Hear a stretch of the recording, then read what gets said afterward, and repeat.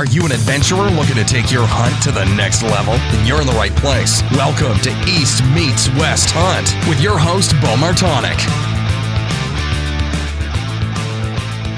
Hey everyone, welcome back to another episode of the East Meets West Hunt podcast presented by Onyx. On today's episode, I have Kirk Price from the Untamed to come on and talk about spot and stalk, West Virginia, mountain bucks, and as well as his recent mountain lion hunt. So Kirk lives and hunts in legendary bow hunting only counties in southern West Virginia. So we talk about that spot and stalk in the reclaimed coal mines and in the Appalachian Mountains for some big whitetails, and like I said, just an awesome Arizona mountain lion hunt that he took his dogs out there to go on here really recently. So I think you'll really enjoy this episode. And like I said, this episode is brought to you by Onyx. And the Onyx Hunt app is your premier GPS hunting app that turns your phone into a working GPS.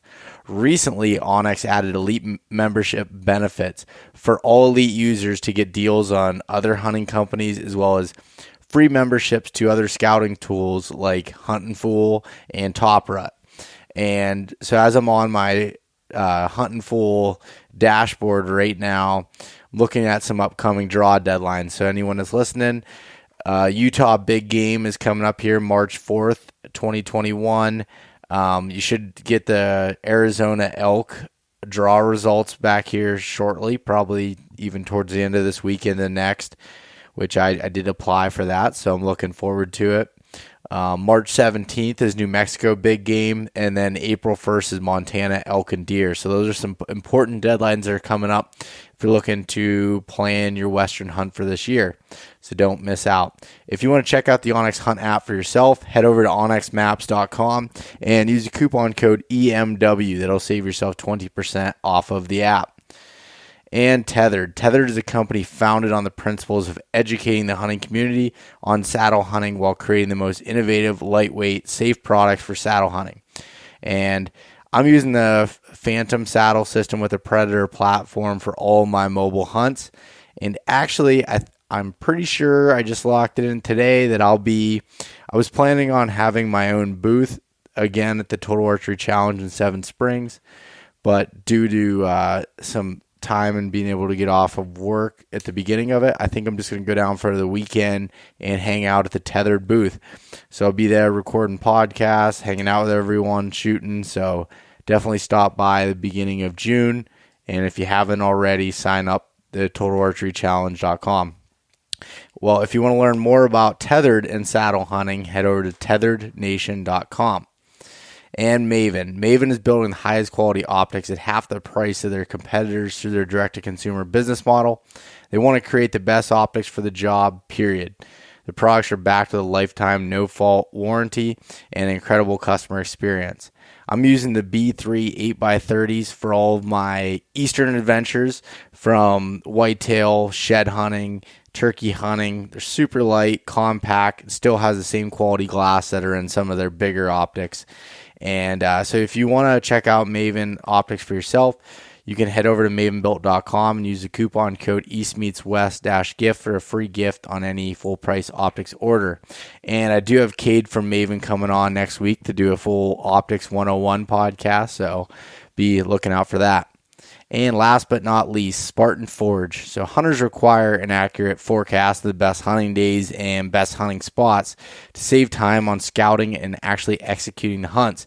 The Spartan Forge outfitter utilizes years of military background and machine learning to pull from millions of data points to accurately predict deer movement, and that's including GPS data, over 30 years of weather, academic and state research. They're using science rather than someone's opinion to figure out movement for your specific hunting area. You can use the code EastMeetsWest to save 25% off of the outfitter at spartanforge.ai. So for this week's Mountain Buck story, or otherwise known as Mountain Buck Monday over on social media, this story comes from Michael Phelps. And no, not Michael Phelps. This is Michael Phelps, different guy. still incredible. So Michael wrote into me on Instagram and sent a picture, which you can see over on the East Meets West Instagram and Facebook. But he wrote in, I killed this buck on public land deep in the George Washington National Forest during the Virginia late muzzleloader season. I owe a lot of the success to guys like you and the people you've had on your podcast, especially Nathan Killen. This season, I learned to read topo maps and started hunting particular terrain features. I picked this certain small saddle out on the map and still hunted from daylight to 10 a.m. until I made it to that location. When I got there, it just felt right. At 12:30, this buck came strolling through that saddle very casually. I was able to stop him at 20 yards broadside and made a perfect shot from the ground. Watched him go down.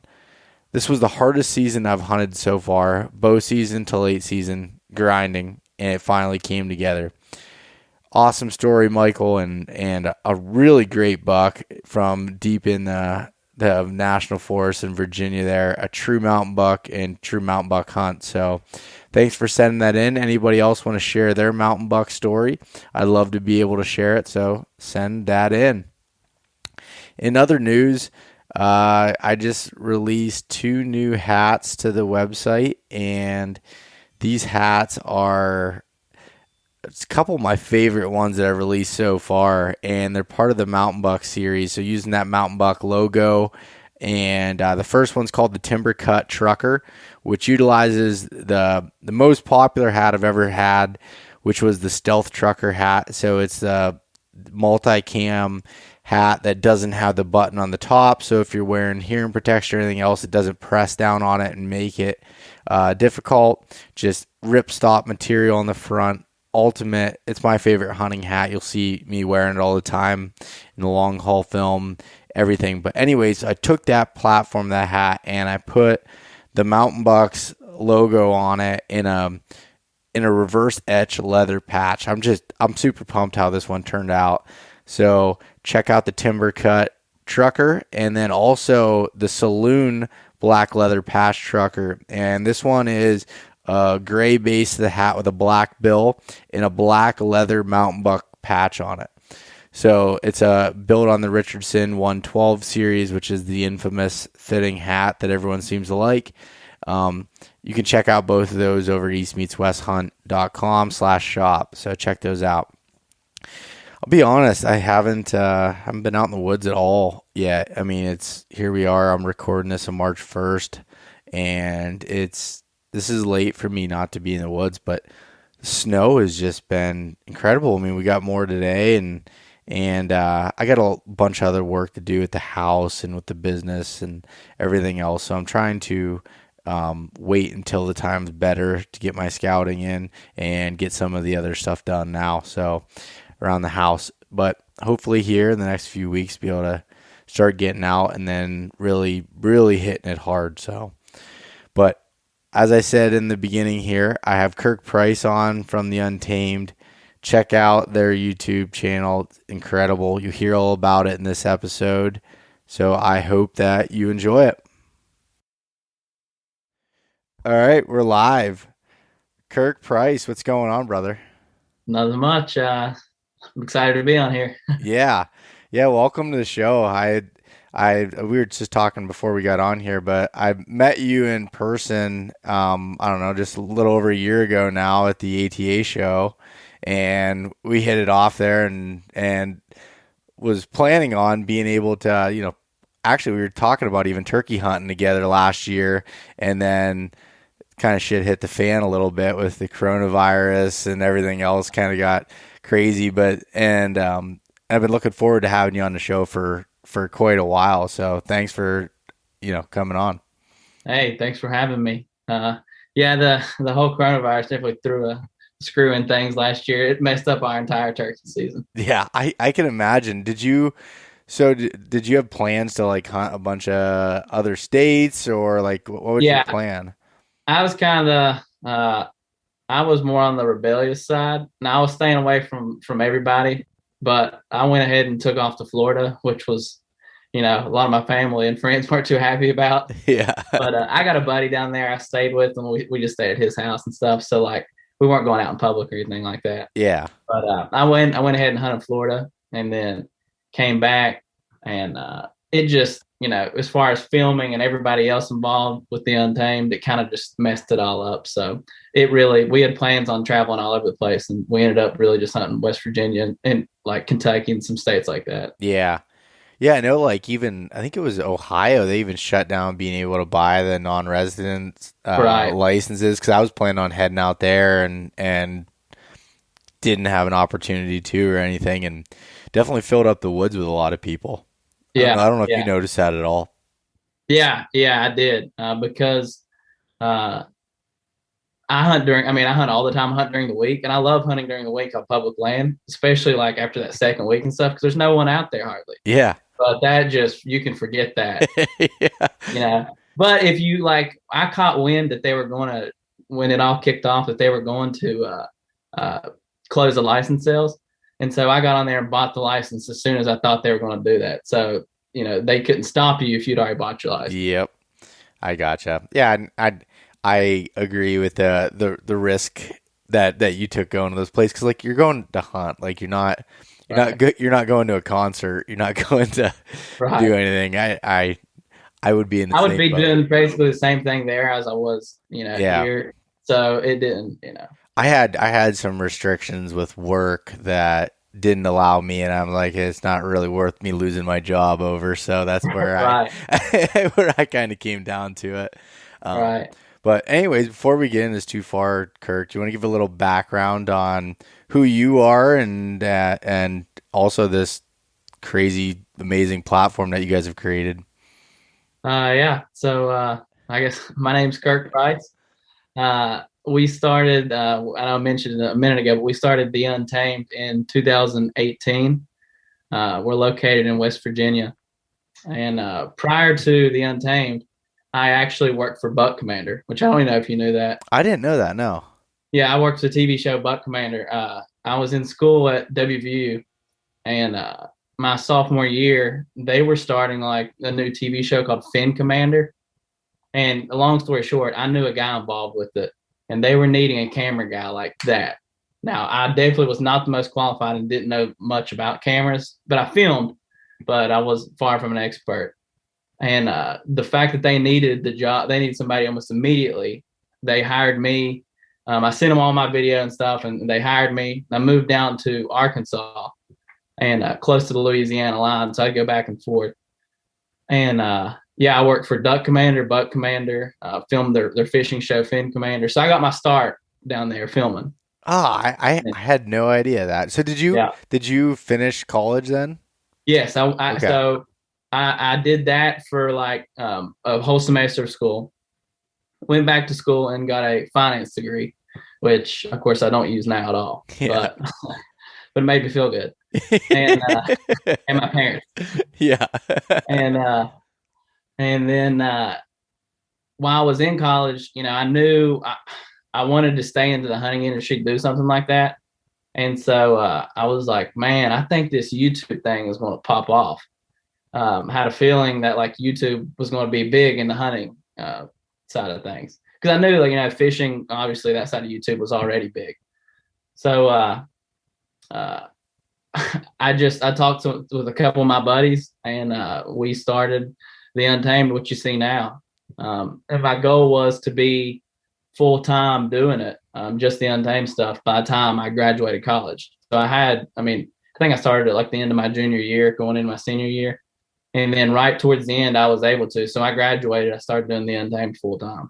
Okay, that was gonna be my other question, because I knew that you were doing that full time now. I just wasn't sure of what that timeline looked like there. Yeah, and to be honest, I didn't think we'd be able to do it, but we just hit the ground running, and we acted like we knew what we were doing. We really didn't, but we figured out along the way. So. Yeah, hey, that's awesome. And so how many guys are partners of the Untamed or doing it with you? All right, so there's two partners in the Untamed. There's myself and Josh Ilderton. Of course, you can see. Yeah, you see Josh, and you saw him at the ATA. Yep. I've met Josh and talked to him a little bit.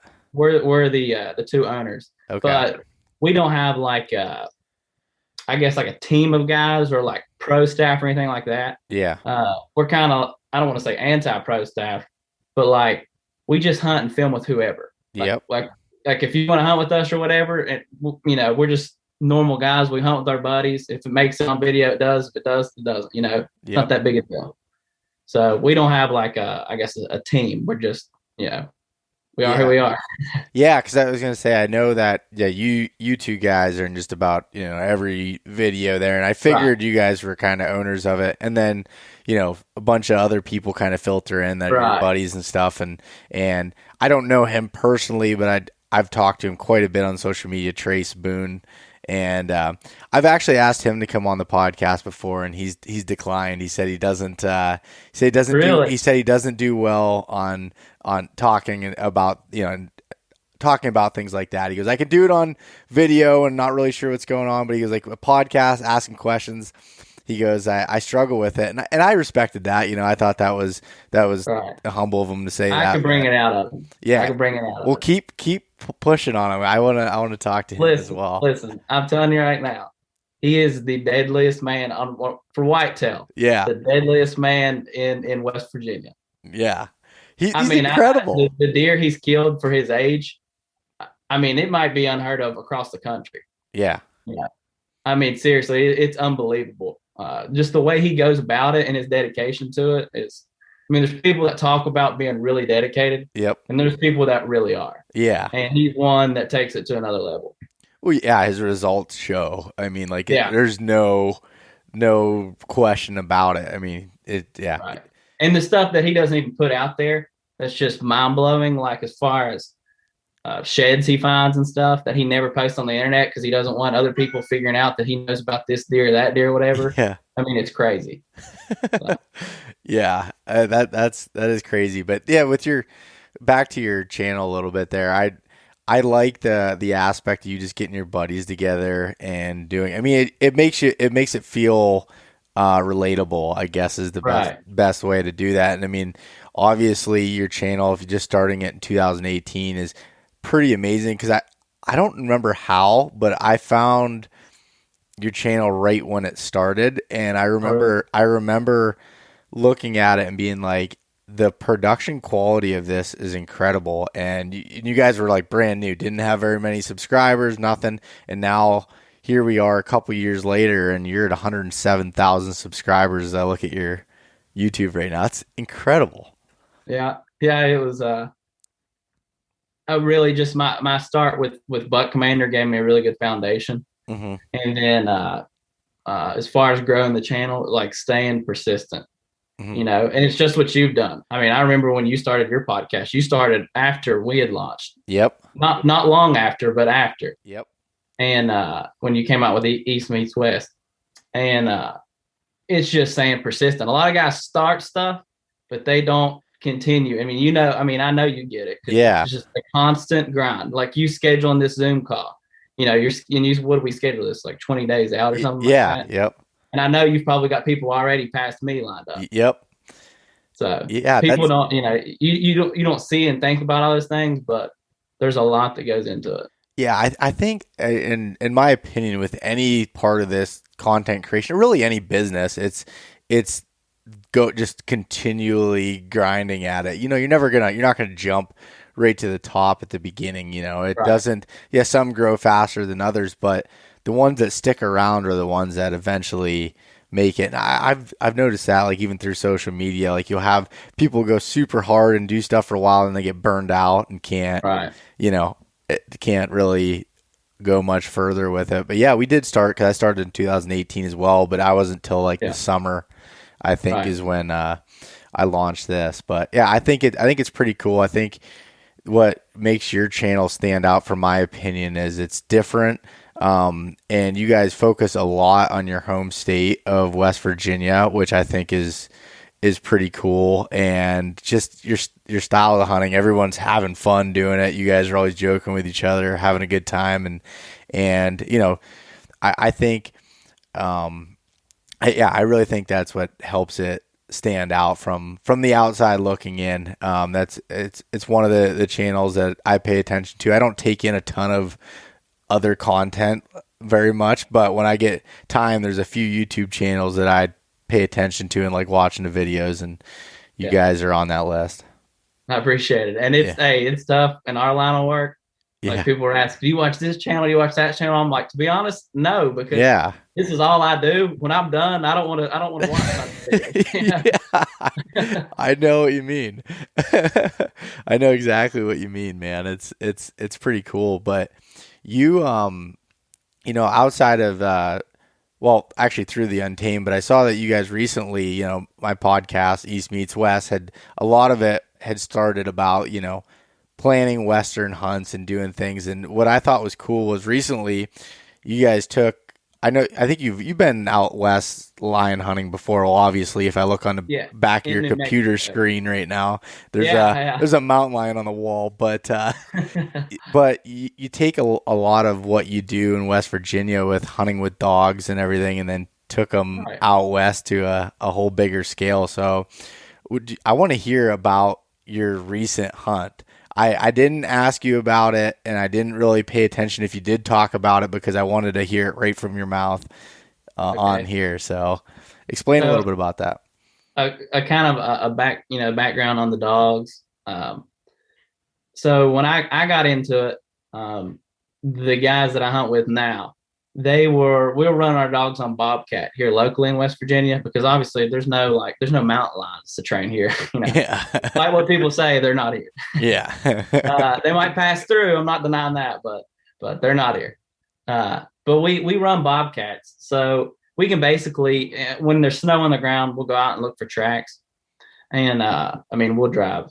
Sometimes they're out moving well, and sometimes they're not. It can take hours to find a track, but we'll take the dogs and just kind of sick them on the track, and they figured out pretty quickly that scent. And of course, we got older dogs that help train the younger ones by going on it. But we train our dogs on Bobcats and then take them out west. Now, as far as the public land goes, like that we hunt when we go out west, so we don't hunt with outfitters or anything like that. But the guy, and of course I can't take credit for it, but one of the guys that we hunt with, Chad, had went out west. They just found an area on a map and just, let's go there and drive around and see if there's snow and see if we can find a cat track. And eventually, through trial and error, stumbled into a place to hunt. And it's an area we still go back to today. And then this year we tried a brand new area. We went to Arizona. Because New Mexico, a bunch of the units there the quotas were already filled. Mm-hmm. So we loaded up and went to Arizona, and we hunted one section of public. So I stayed out there for 2 weeks, and we hunted one section of public with a guy that actually Trace met at he was at Yellowstone National Park and ran into a guy, and that guy was like, hey, they literally met each other for like 30 minutes while they were glassing some wolves on a kill. And he's like, man, they started talking about mountain lion hunting. He's like, I've never done it, but I know an area where there's some at if you ever want to come hunt Arizona. Well, he's like, we're going to take you up on that. So Trace wasn't even able to go. And we drove 30 hours to Arizona and met some random dude we'd never met before. And he's like, I've seen some tracks here. And the dude was super cool. His name's Brian. He was awesome. And we struck out. We didn't do any good. It was constant snow, the most snow I've ever dealt with. And we're looking for tracks. And when you're dealing with constant snow like that, the tracks are constantly getting covered up. Yep. So, I'm talking like 3 to 4 feet of snow. Ridiculous. And we could hardly get around. So then the guys I was out there with, they headed home, and I met Josh and another buddy of ours. They were coming out to hunt, and we went to another area. And we were able to get on cats there. We ended up treeing. Well, the first one we bait up, and we all had tags. And you see the one behind me. I killed that one last year, and I wasn't really interested in killing one just because I had just killed one. And there were some guys there that hadn't killed one, and we ended up the very first one. My dog Bliss, she bayed the line up on the edge of this giant canyon wall. It was like a 300-foot drop off.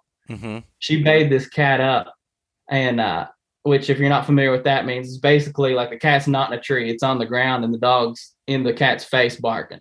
So it's a pretty intense situation because that's not something you deal with in West Virginia. And I've seen videos of that, but like, I was like, wait, if I shoot this thing, is it not going to fall off this wall? Because I was like, and then it's gone. I don't know what happens then. So I'm in this situation, and it's just me, our camera guy, and I got a gun there, and I've got the dog, I've got her pulled back. So, anyways, we come up with a game plan. I shot the cat through the lungs, the shoulders, and we stepped to the side of it. When we did that, a shot, and the cat leaps off, and not off the canyon edge, it leaps towards us and goes off. And I ended up putting a follow-up shot on it and killing it. But it was a pretty wild experience. Being from West Virginia, you just don't see stuff like that. Yeah. I mean, like I said, I was not interested in killing one because I had just killed one the year before. And I was like, man, I may never get the chance to kill a cat bait up on on a canyon wall like that again. So I was living for the experience of it. Yeah, that's incredible. So how do you go about like finding the tracks? Are you driving roads? Are you hiking? Like, what are you doing for that? So we are, you can do both. Now, we primarily, I would say 95% of the time, are driving roads. Yep. And if it's a piece of public that's getting hammered with a lot of other hunters, basically it's like, say there'll be a fresh snow on in the evening time, starting like 6 o'clock, whatever, and it snows, and there's fresh tracks. I mean, there's if it snows over, we try to be the first ones in there. So like last year, we killed 2 lions in New Mexico, and we got up. I think we started looking for tracks at like 2 a.m. So you're starting way before light, and you're getting out there, because the biggest thing is finding the track. Once we have the track, the line's in trouble, because we'll either walk the track out until the dogs can take it out of there, or the dogs, one way or another, we're going to put it in a tree or bay it up. We won't give up on it. So yeah, most of the time you're driving and looking for tracks. And this year we found all 3 tracks. We ended up, after the one I killed, we treed another one, and we were able to sex check it, and it was a female. So we pulled the dogs back and let it go. And then we ended up treeing on the last day. We ended up treeing a monster tom. I mean, Boone and Crockett. Its teeth, it didn't have any canines left in its teeth. The teeth that you have to let the DNR there take to age it, they were gone. I mean, this was an old tom. We probably did him a favor because he had to be struggling to eat. Yeah. But we killed that tom. But yeah, we found all 3 of them by driving and checking roads. And you're looking, I mean, you can imagine of how many different tracks you're looking at. You're looking at elk, you're looking at mule deer, you're looking at bobcat. There was even wild horses in this area, javelina. There's so many different tracks, but you start to be able to pick out, even from a distance, of what's track is what. By the way, if it's dragging its feet, a cat typically doesn't drag its feet. It picks them up. Yep. And places them down. So there's a lot to it, but I've learned, in the last few years how to do it. Yeah. Well, obviously that's pretty cool. And I had just someone sent me a video on Instagram this morning of dogs baying up a lion on the edge of this like cliff. It was crazy. Like, I mean, the dogs are right in its face. Like, yeah, dogs have some balls, I guess. Oh, it's intense. I mean, and what's crazy is the dog of mine that had the cat, she's by herself, which adds a whole nother element to it. Because I got people asking me, they're like, why is a 150-pound cat afraid of a 40-pound dog? Yeah. And I'm like, that's a good question. I don't know how to answer that, but they are. Yeah. They take down elk and stuff, but they're afraid of a 40-pound dog. I don't know. Maybe it's because the dog seems fearless. Yeah. But the dog that caught the lion, she's also my house dog. I mean, she sleeps in the bed with me every night. I take her to the park. I mean, I do everything with her. So it's funny to see her in those crazy, intense situations. And then she's, she's literally in the living room right now. Yeah. On the couch, probably. Yeah, there's a lot to it. That's my favorite kind of hunting, is mountain lion. I mean, yeah, it sounds intense. Like, it just, it is. It sounds, but it can be very, very boring. I mean, we've hunted before, like that first week. I mean, just imagine driving around with your head down, looking at snow nonstop and not finding any tracks. It's horrible. yeah. But I'd get out and walk canyons and stuff like that, because what I found with cats is they seem to really like to walk the edge of canyons, and I guess they can look down in there.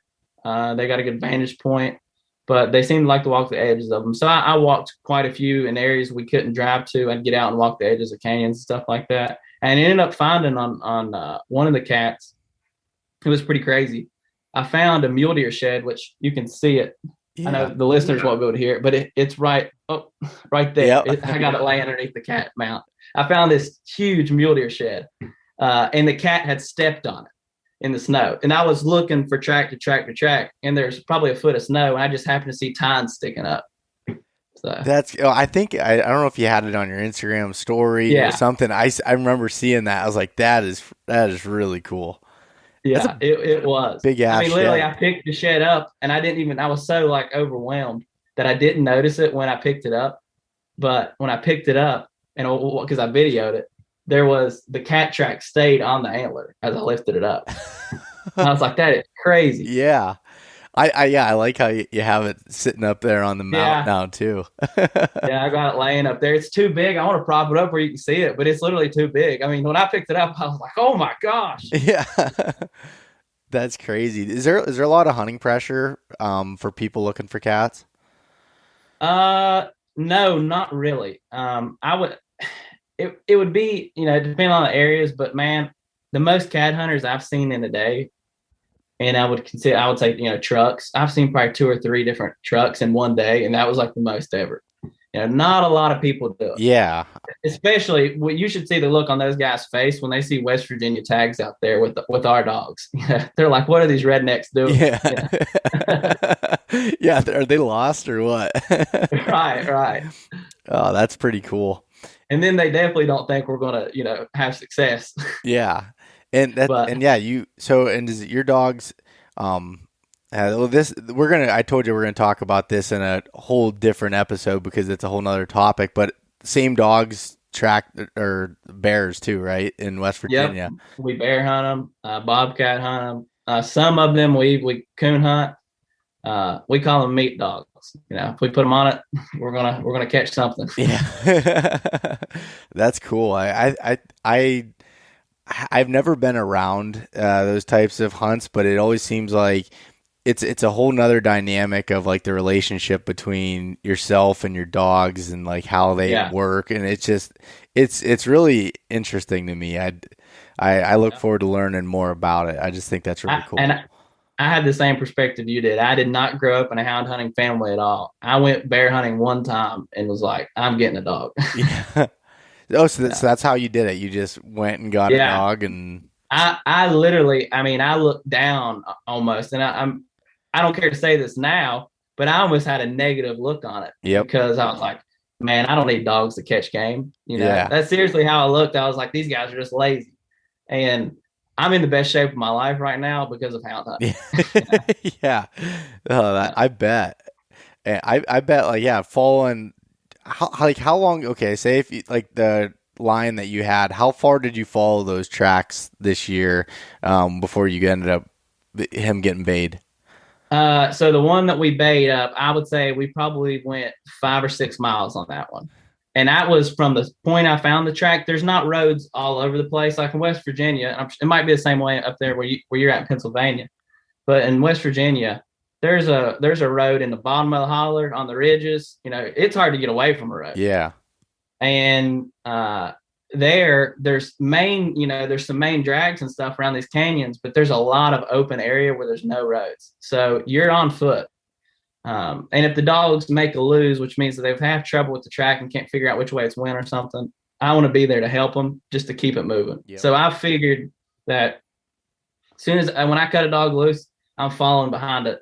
And every cat that we treed the 2 and then bayed the 1, and I went the full race with the dog. So we treed the 1 that we let go, and then later that day is when we killed the bigger tom. So we actually treated 2 in one day. And both times I went and I looked at my phone at the end of the day. And by the time we got out of there, it was 10 o'clock. And I had done like 17 miles according to my phone. Through the snow and Through the snow. Yeah. That's not easy walking. No, but it was worth every second of it. I'd do it again tomorrow. Yeah, that's awesome. And yeah, I could like doing that for a couple weeks, like you're out there for I'd be losing some weight doing that. Right. Well, I'll tell you right now, when I was in college, and this is before I started hound hunting, I didn't really get into hound hunting until we started the Untamed. And it's like 2018. Yeah. Not that long. I was like 180 pounds, and now I'm down to like 155. And I'm telling you, it's because of hound hunting. Yeah, I bet. That's crazy.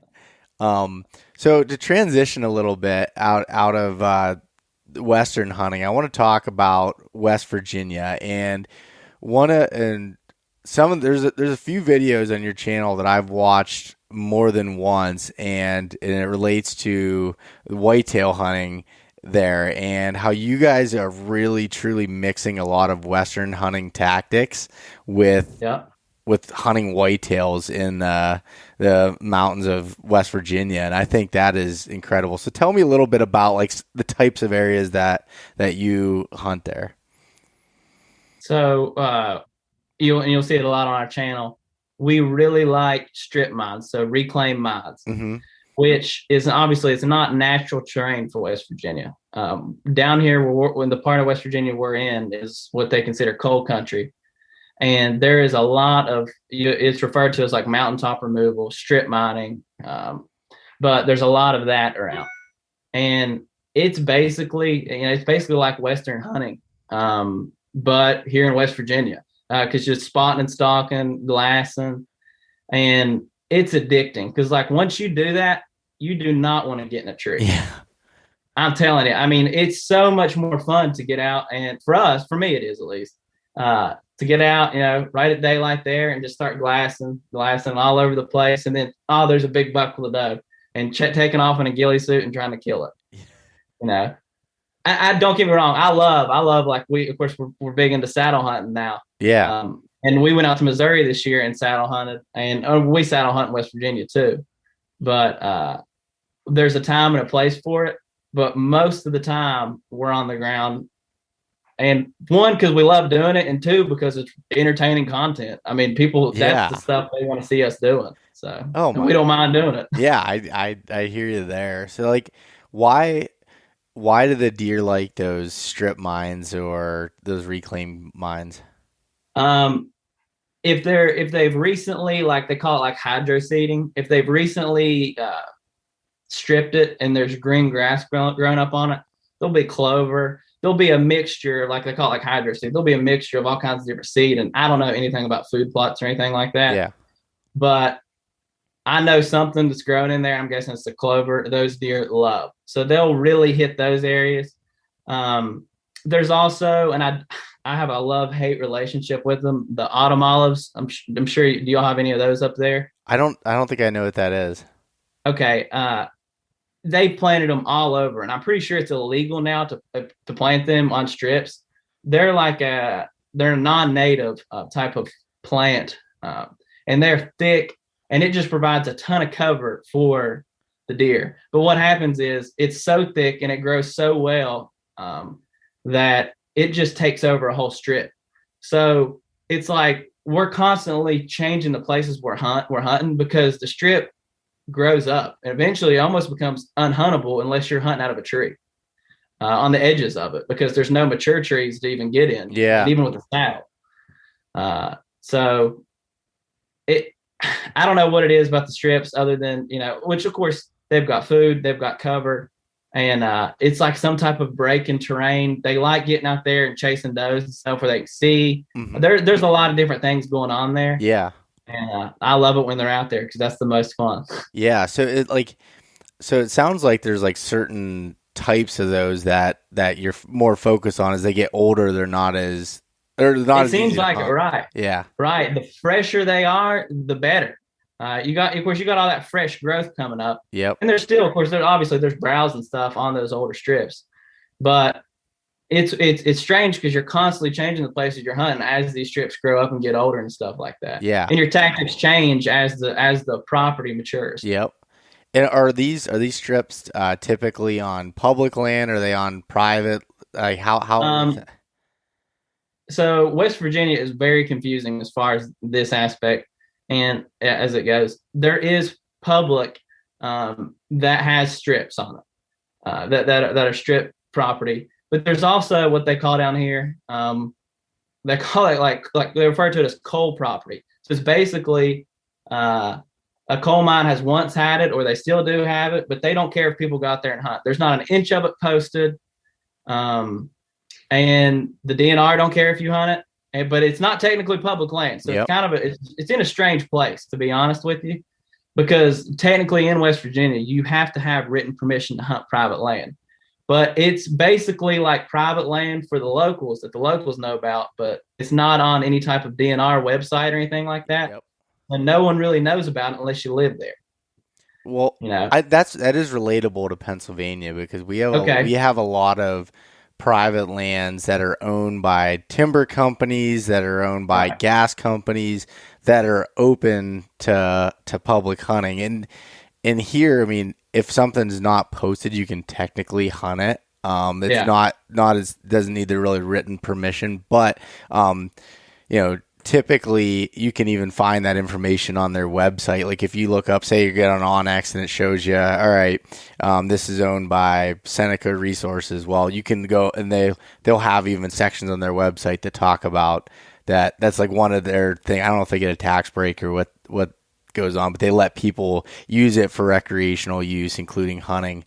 But I like that because not as many out of staters or people that aren't local know about it. They know the national forest, the state forest, state game lands, but when it comes to those pieces, it's different. And those are always seem to be managed better, in my opinion, just because for us, they cut them a lot more. There's a lot more logging going on, which it sounds similar to the way strips are, as far as like those newer ones are growing up food you're getting because they're getting more sunlight, all this stuff. And sometimes they'll put, gas lines through it. And now after they do a lot of that stuff and tear it up, they plant it with clover and different types of seeds. Like like you said, I don't know exactly what they're putting there, but deer seem to like it, and just creates that diversity in that cover / food as well. So, but that's exactly. I mean,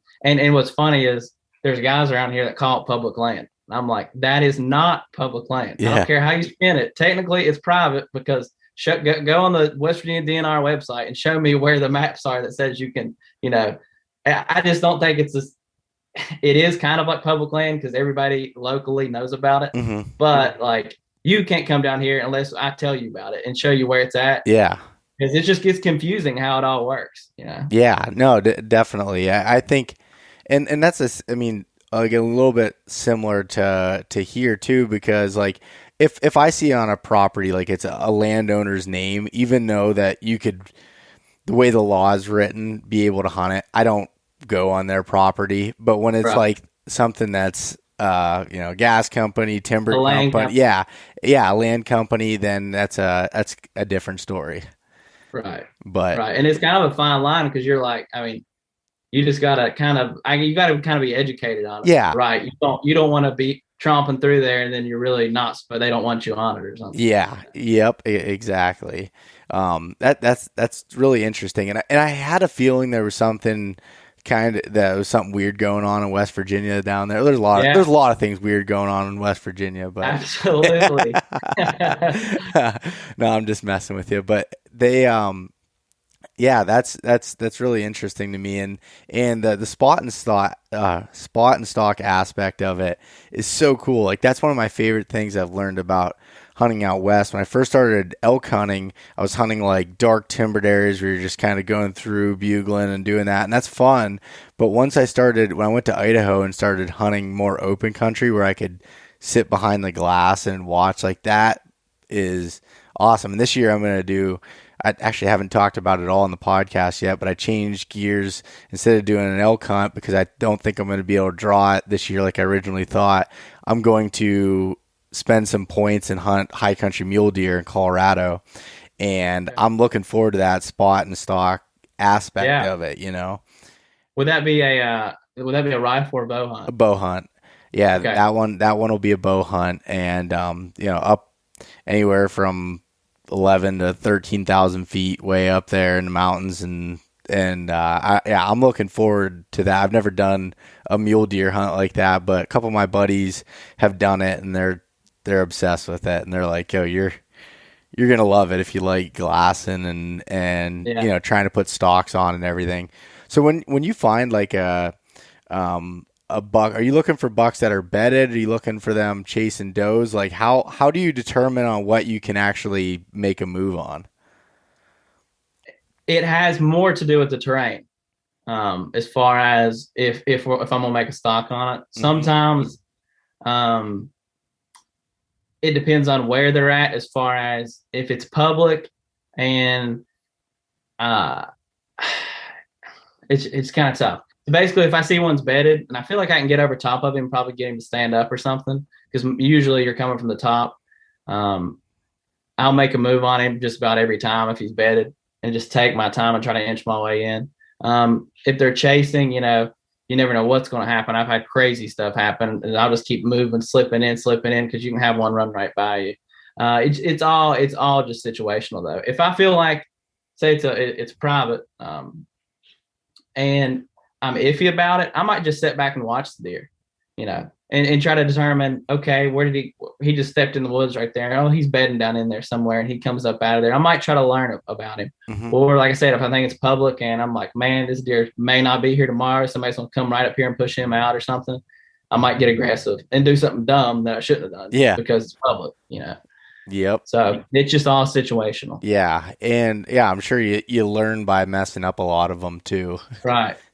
Oh yeah, definitely. With spot on stalking, it seems like you mess up more than you succeed on, Yeah. But like, I don't know, there's something about when you can see them like that, you always feel like you're in the game a little bit, or like, I don't know, more than when I'm in a tree and I'm in my saddle and I can see a total of 20 yards in any direction.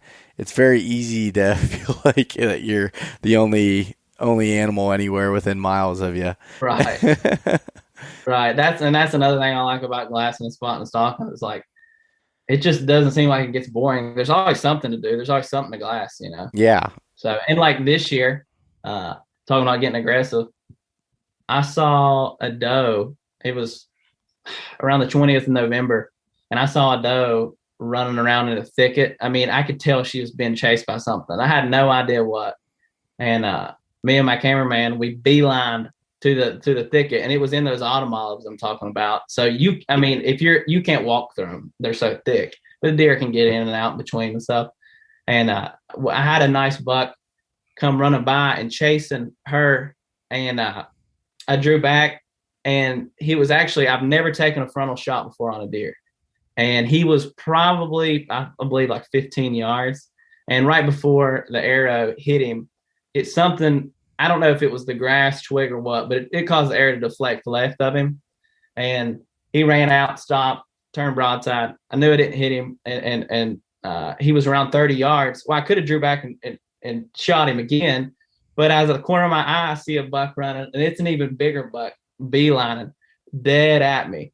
And I should have drew immediately as soon as I saw him, but I'd never been in that situation. He was coming to join in with this, and their turn ended up being like 3 or 4 bucks on her. He was coming in to join in with the party, and I basically froze up. I mean, like I said, I should have drew back immediately, but I didn't know what he was going to do. Yeah. He comes, and I'm not kidding. He locks it up. The video makes it look further, but he was about 5 yards away, running dead at us, was going to hit us. And I tried to, he locked it up. And as he locked it up, I tried to draw back, and I gave him the famous man out of there.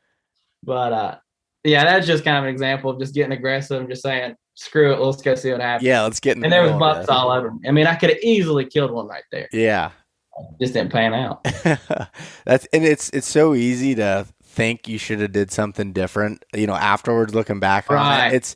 I had that situation. I was hunting off the ground this year, and this buck that I was hunting, the number one deer I was hunting, came full on sprinting, chasing a doe. The doe literally almost ran me over, and I went right to full draw.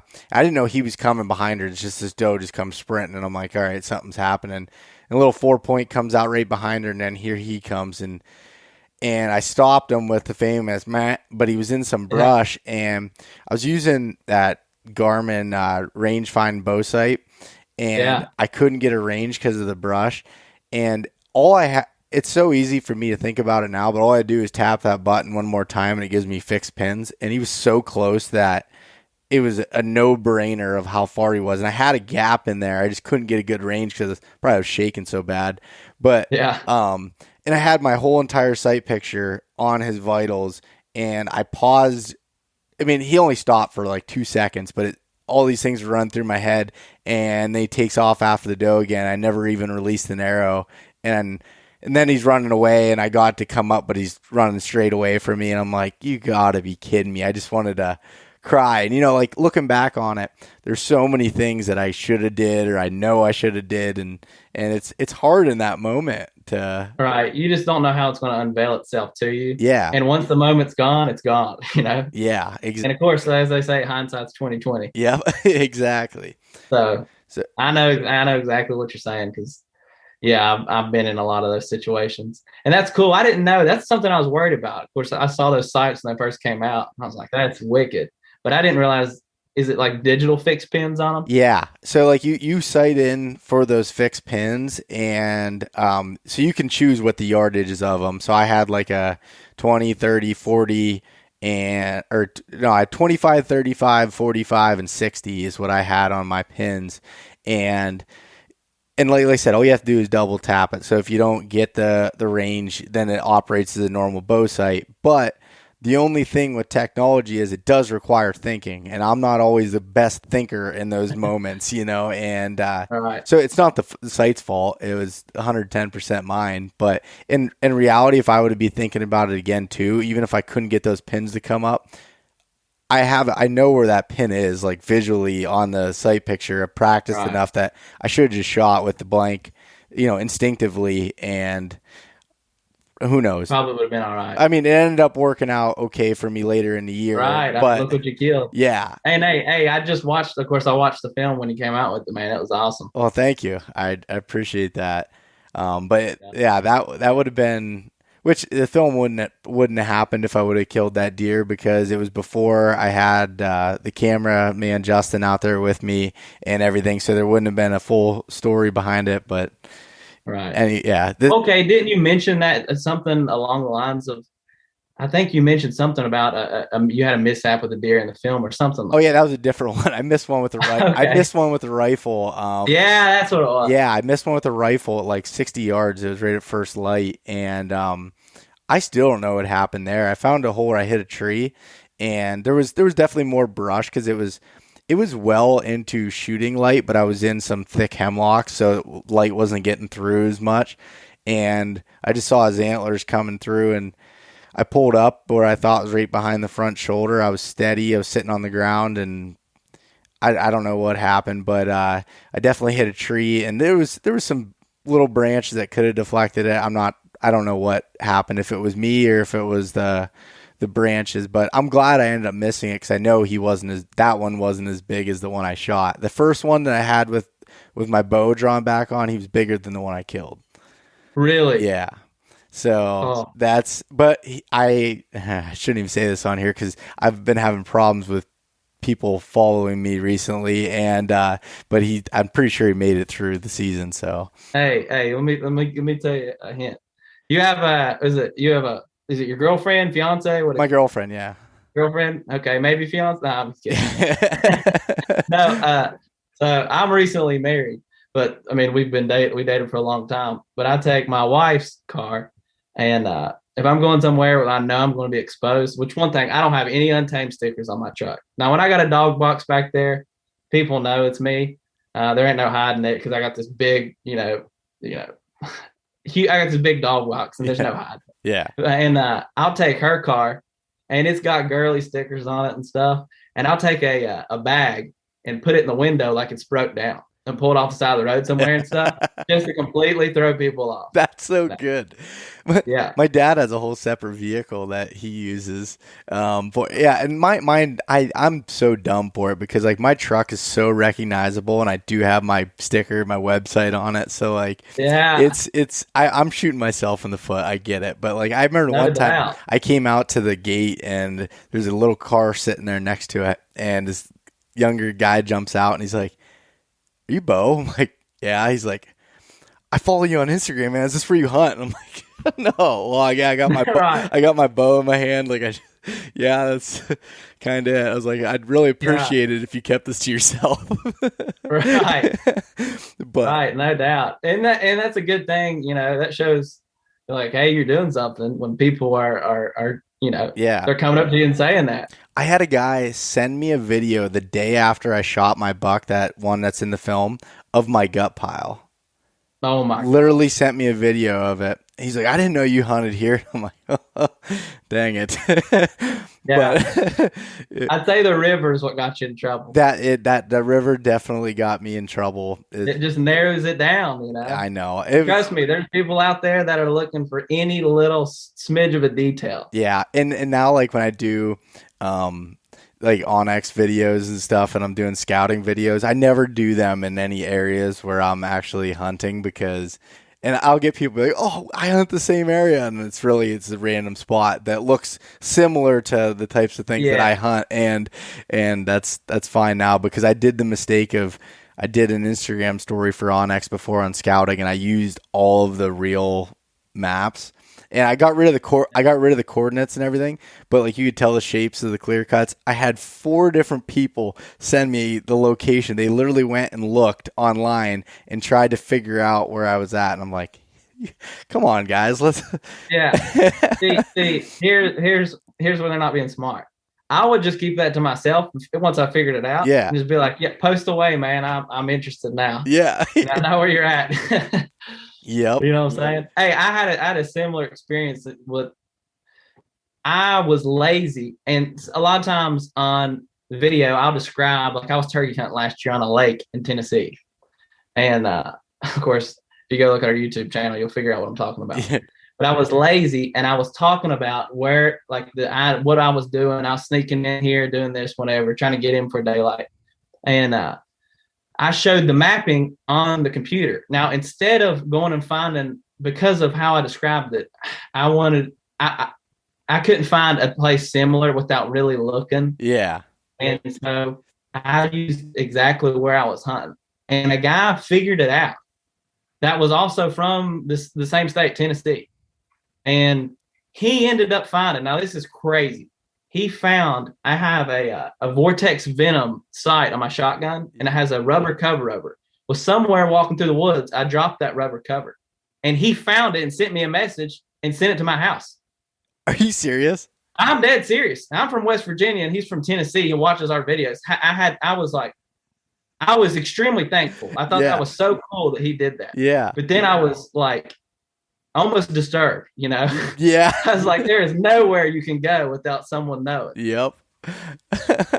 So, I mean, I probably won't go back and hunt it, so I really don't care now. But I thought it was just mind blowing. I mean, he figured out where it was, and then I'm sure I was walking a trail that I guess everybody walks, and he found my rubber cover. That's hilarious. And he even said, he's like, "Do you have a Vortex Venom, sight on your gun?" And I was like, "I do." He's like, "I've got your cover." I had this past fall. I was the hunting public came up. The guys came up here to Pennsylvania to hunt, and I met up with them for a night. And I didn't hunt with them, but we just hung out at camp. And then I had people ask me, "Hey, like." After I posted the story, I was at camp with them. They're like, "Are they hunting here? Are they hunting here?" It looked like in this story or this that they were here. And like, there were so many people trying to figure out where they were at. And I'm just I can't, because they do nothing but public land and they go state to state and stuff like that. I feel like they get harassed. Yeah. And I'm sure they do it, and I haven't asked them, but I'm sure they do it. They delay stuff on purpose That way it's not live and people can't drive around parking lots looking for where they're camped or something like that, you know? Yeah, that's Because, disturbing.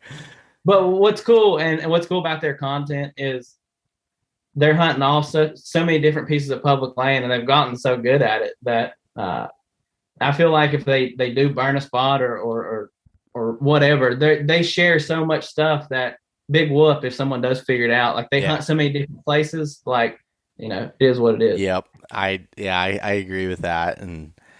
But it's interesting. I'm gonna have to get creative here this year, and I don't know, I might buy another vehicle beater or something that's Hey, I've thought about it just every year, going and buying a beater and swapping every year and not telling anybody what it is. Yep. Not telling anybody, not posting about it, maybe putting a PETA sticker on the back. I don't know, doing something, maybe some Patagonia or some hiking stuff on the back, and yeah, there you go. That would work for sure. Yeah, there we go. Maybe what I need to do too is in the woods, instead of wearing full camo, just like going through with like some tie-dye shirts on and stuff as I'm like walking or as I'm scouting, you know, like, oh, I'm just looking for mushrooms, you know. Yeah. But yeah. So I shifting back to the spot and stocks stuff. I want to hear another story from you of one of your favorite spot and stock stories in some of those strip mines. So one that comes to mind was I was hunting with Trace, and it was when we first started. It was our first few spot and stocking videos when our videos just started taking off, and it was in rut. It was in November, and I shot a buck. We had glassed it, and it actually walked right up to us. We hardly even moved. I mean, from the point we glassed it, it just happened to walk right underneath of us. I mean, we probably did move 50 yards or so, but I shot it and hit it high and hit it in no man's land. And I wasn't at a steep enough angle where we were on the ground and stuff. Of course, we went back and looked for it, and I ended up jumping up out of its bed hours later. You know, no lung blood or anything like that, just a flesh wound. But after I shot it, we're like, okay, we're going to give that deer time. We're going to go and see if we can't find another deer. And Trace still had a tag. And we were glassing, ended up finding a buck up on the hillside. We saw him go up on the top of this knob, and we assumed he bedded down, or he was still up there. So we both took our shoes off, because when I spot and stock, it drives people crazy. Anybody I'm hunting with, I always want to take my shoes off, because you can try to spot and stock any other way. There is nothing more quieter than walking in your socks. And I love doing it. So I always carry an extra pair of socks in my bag for just that reason, because I always end up with wet feet. Yep. So we take our socks off, and you can go watch the video. I mean, I show us taking our shoes off. I mean, yeah, we take our shoes off. And we crawl up on this hill, and we see this buck bedded. Well, you can see his he's quartering away from us in the bed. And we hadn't, I had never even really considered or thought of it. Like, there's some people, and I didn't know this, we had no idea. There's some people consider shooting a bedded buck unethical, and we had no idea that was even a thing. Mm-hmm. And so, anyways, he gets up there, and we're 40 yards from it. And he's like, "Yeah, I can make a good shot on it." And he shoots it, and then it runs over the hill, and we were able to get above it again. And he took another follow-up shot. Both shots would have killed it, no question. But he was able to get another shot, so why not take it? Yep. And he killed that buck. But I just thought that was cool. We literally shot 2 bucks within an hour and a half of each other in West Virginia, spotting and stalking. That's the one of the videos that I've watched multiple times. Yeah. It's incredible. And yeah. The whole thing about shooting a buck in the bed being unethical, I don't understand that at all. I don't either. I mean, I think that's actually, in my opinion, that is like one of the, you've won. This buck feels like he's in a safe spot, and you just snuck into his home and outsmarted him essentially. So like, I don't get that. What's the difference? You want him to stand up, be on edge, and then shoot, and then he ducks your arrow and you hit him. Like, I don't get it. Well, an example is after that, I think it was the following year, there's another video on there. We were hunting public land, and ended up, we were in there after this deer. We knew he was in the area, and Trace and I were hunting, and we spotted him.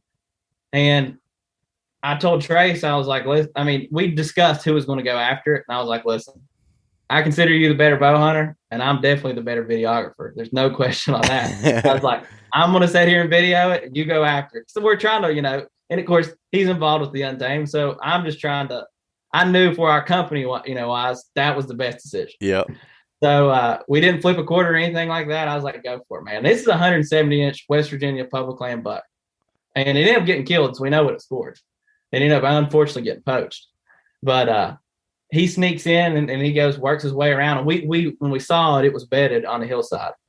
And we glassed it, and he sneaks all the way around. I'm sitting there watching him, and I'm telling you, I get more tore up filming, like shaking-wise and stuff, buck fever, than I do actually hunting. And I have no idea why, but I do. And I guess because it's like I'm not in control or something. But he comes in over top of it, and he gets 35, 40 yards from it, I think is what it was. And he doesn't have a clear shot of its vitals, so he tries to get it to stand up. He draws back, gives it a couple whistles. The deer doesn't move. And I'm tore up because I knew he drew back. And he ends up letting off. I mean, he whistled like 6 or 7 times. And if I remember correctly, he draws back again, like kind of regains himself, and the deer's still bedded underneath of him. And he gives it a and the deer was obviously, it was on alert through all the whistles, but didn't know what was going on. And instead of standing up and looking around like you want him to do and boom, releasing an arrow, the deer, and you can watch it. And he was on the trigger. I mean, he was squeezing as the deer came up, and he lets an arrow go. But as soon as he lets the arrow go, the deer literally stands up out of his bed and is running as he's standing up. Like there was no stand and pause and look around. It was up and gone.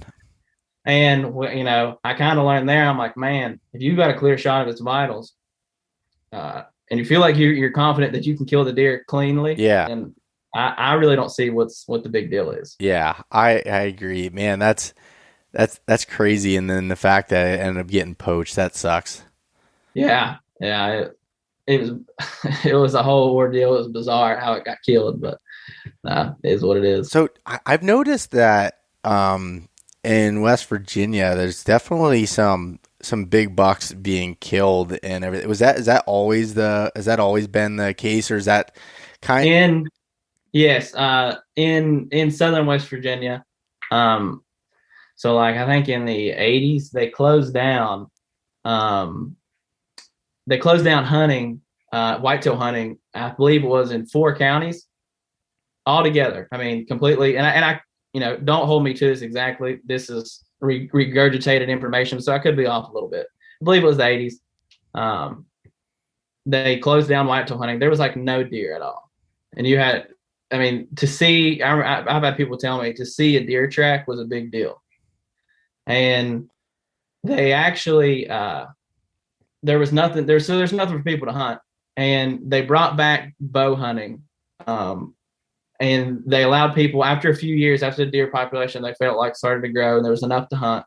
They brought it back, and it was a 1 buck limit, and it was bow only. Well, they never changed that. To this day, it's still 1 buck limit and bow only in 4 counties in West Virginia. And in my opinion, it's world-class bow hunting down here. Yeah. That's it. I've heard quite a bit about that area, and just the phenomenal deer that I see from you guys, from Trace. There's others that are down there that seem to be just doing pretty well, and I'm sure.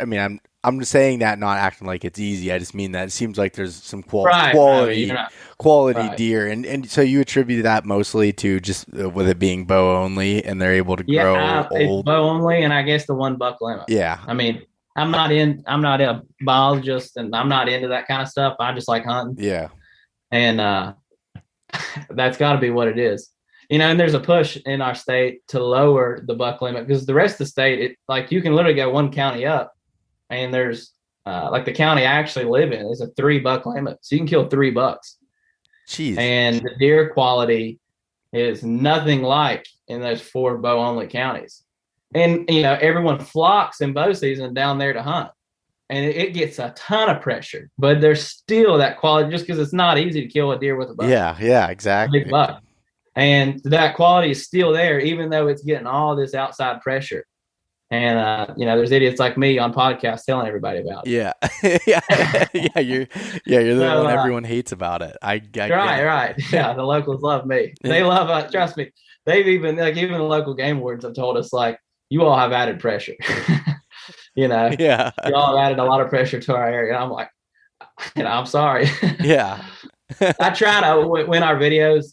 I always try to do my best as far as I'm basically, I'll say the stage or whatever, but I would never mention like a county we're in, or definitely not mention the piece of public we're in or something. Yeah. That'd be shooting yourself in the foot just to protect locals. Yep. And I don't think that's fair to them. I do the same thing with like, one, I do that to protect myself. And then two, right. I just don't want it to be, crazy from anything. Not saying that everybody's just going to come flocking to it, but the reality is they hear it on something, whether it's a podcast or see it in a video, then it's the way I've always attributed it to, and I'm sure it's this way in West Virginia. I mean, the hunting is not easy no matter what. So like to get people that are going to consistently try to do it, they got to be kind of dedicated to wanting to do it. There's easier places to kill deer than the Appalachian Mountains. Oh yeah. Like I love, if you're listening to this, skip West Virginia. Just go ahead and go on over to Ohio. Yeah. You know what I'm saying? Yeah. Let's go to Ohio. Those people there probably don't like hearing that, but man, the hunting over there, it is awesome. It is. Anytime I've got an opportunity to go hunt Ohio, I do it. I know. I haven't hunted in Ohio in a few years, but I used to do it every year, and I think a lot of it was some shit luck, but at the same time, it was, I don't know, the deer hunting quality is definitely a little bit better, but I killed like 3 years in a row. I killed a deer within the first 2 hours of hunting on my trip. Like, yeah, that was, like I said, that's a lot of luck that came into it. But the way I put it was, even in southern Ohio and then in the bigger hills and stuff there and steeper terrain and big woods stuff, it's just, there's more of those quality deer. There's more 140-inch. We might have those type of deer here, but they're very few and far in between. Where down there, it seems to be a little bit different. So Everyone, Pennsylvania, West Virginia, it sucks. Go to Ohio. Yeah, man. Now I just lost all Ohio listeners from here on out. Yeah. Well, anyways, Kirk, hey, I appreciate you coming on and talking to me here. It was a great conversation, and I especially liked listening to the mountain lion hunt story, and then also the spot and stalk stuff. I love when you can kind of combine that Western hunting style with hunting, close to home, essentially in this Appalachian region. So I like I said, I'm not tooting your horn here, but you guys do put out some really quality stuff, and I enjoy watching it. So I highly recommend anybody listening to go check out Kirk and the crew over there at the Untamed. And so where can people find all of your stuff at? So you can, if you just get on YouTube, just search The Untamed. Now, unfortunately, about a year and a half ago, we had our name hijacked by a Chinese film company. So there is billions. I mean, we've got a video with 8 million views, and their video still pops up before ours, and it drives me crazy. I noticed it today, actually. There you go. Yeah, it drives me crazy. I even had a discussion with Josh. I'm like, should we change our name? Our name has been hijacked. Yeah. But anyway, search The Untamed and you'll find it. Or you search The Untamed Hunting on YouTube, you'll find it. On Instagram at The Untamed. We got it before they tried to get it. The tag.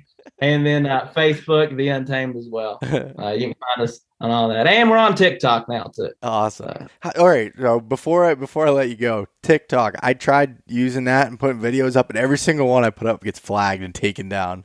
Listen, if it's got a gun in it, or if it's got any type of gun in it, or even some bow stuff, they cherry pick every now and then, you can forget it.